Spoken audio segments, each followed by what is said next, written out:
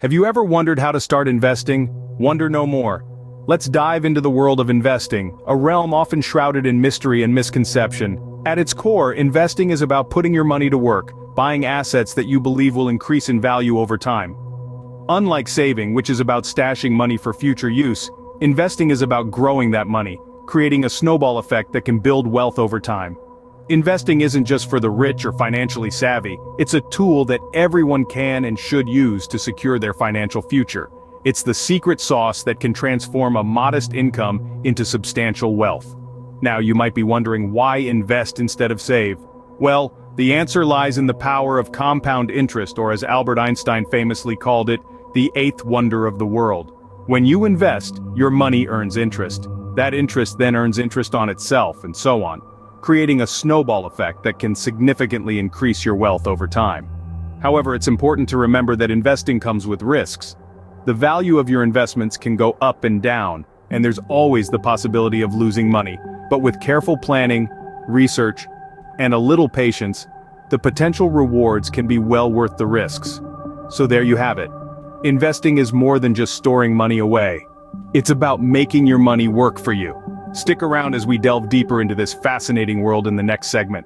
Knowing your financial goals is the first step towards successful investing. And with that in mind, let's delve into the process of setting these all-important goals. Imagine yourself on a journey, except this one doesn't require packing or a plane ticket. This is your financial journey, and like any trip, it starts with a destination in mind. Whether you're setting sail for a comfortable retirement, a down payment on a home, or perhaps a safety net in the form of an emergency fund, your financial goals serve as these destinations. Now, these goals won't be the same for everyone, and that's okay. After all, we're all on unique financial journeys. Some of us might be looking to grow our wealth, while others might be more focused on preserving it.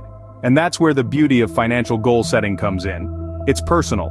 So how do you go about setting these goals? Well, start by asking yourself what you want your future to look like. Do you see yourself owning a home, maybe traveling the world, or perhaps you envision a future where you're not tied to a 9-to-5 job? Once you've painted this picture, it's time to translate it into tangible, achievable financial goals. But don't just stop at defining your goals. Make them SMART. That's specific, measurable, achievable, relevant, and time-bound. A goal like "I want to be rich" is too vague. Instead, aim for something like "I want to save $200,000 for a down payment on a house in the next 5 years." That's a SMART goal. Once you've set your goals, you'll find that they greatly influence your investment decisions. For instance, a long-term goal like retirement might lead you to invest in a diversified mix of stocks and bonds, while a short-term goal like saving for a vacation might have you leaning towards safer, more liquid assets. Remember, these goals are not set in stone. As your circumstances change, so too should your financial goals. Regularly review and adjust them as needed. A clear investment goal serves as your compass, guiding your investment decisions. So, set your goals, let them guide you, and watch as you make strides on your financial journey. How much risk can you handle? Let's find out. Risk tolerance is a fascinating concept, as it's unique to each of us. It's essentially a measure of how much uncertainty or potential loss you're comfortable with when making investment decisions.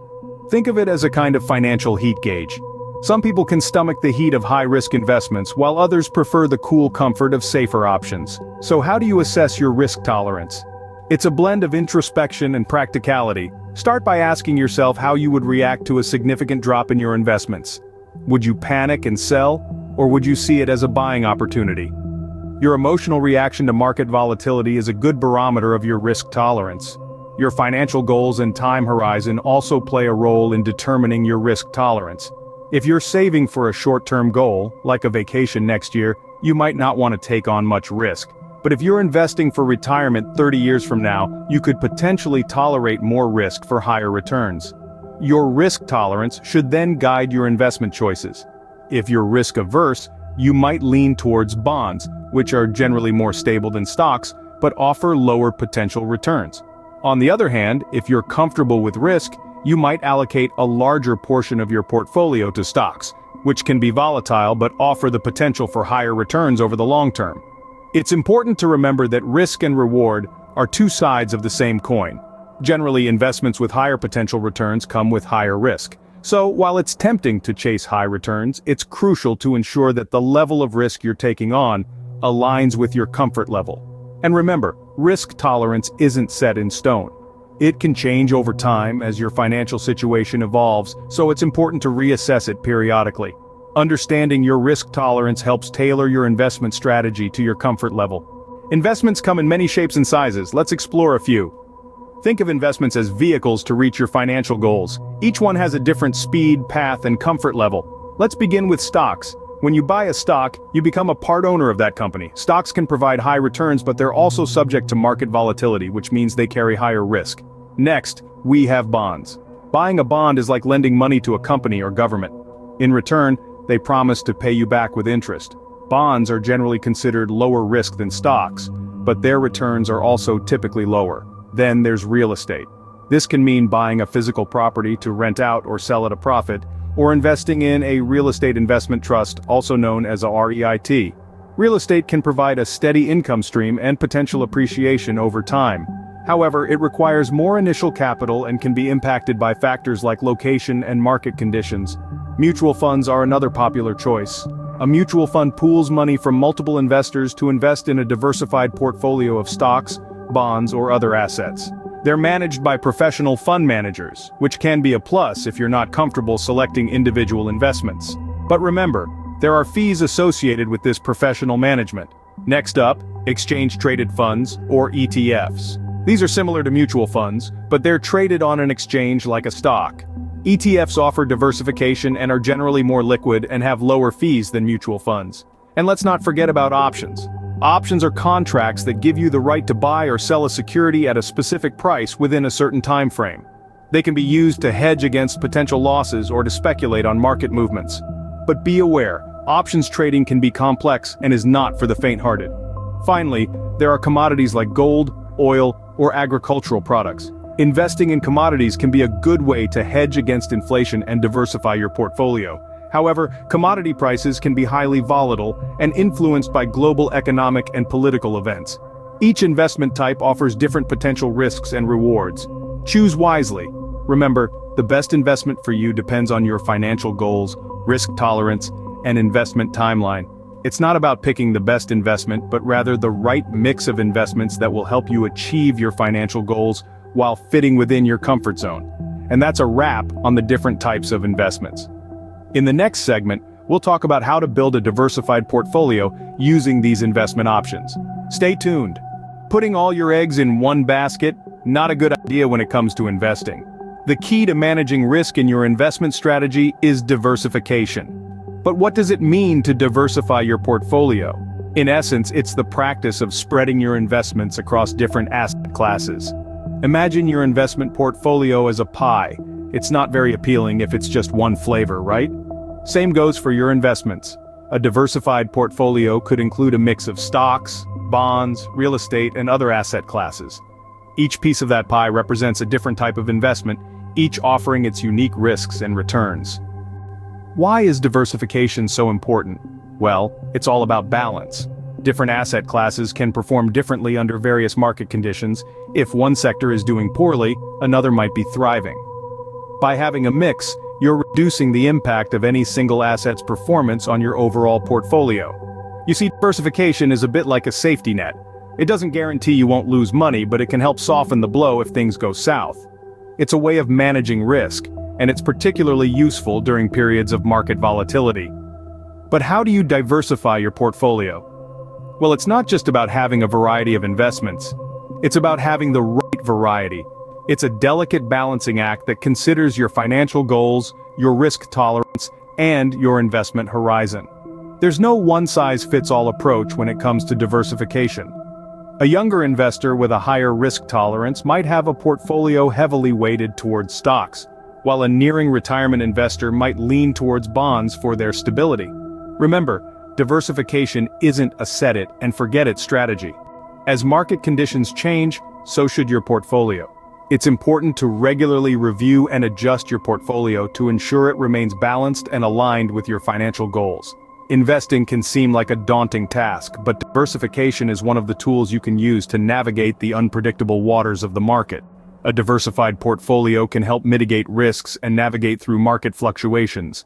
It's all about not putting all your eggs in one basket. Choosing the right platform can make your investment journey a lot smoother.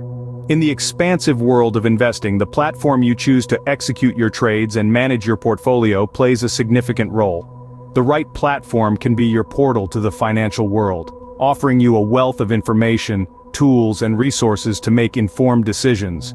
There are several factors to consider when selecting an investment platform.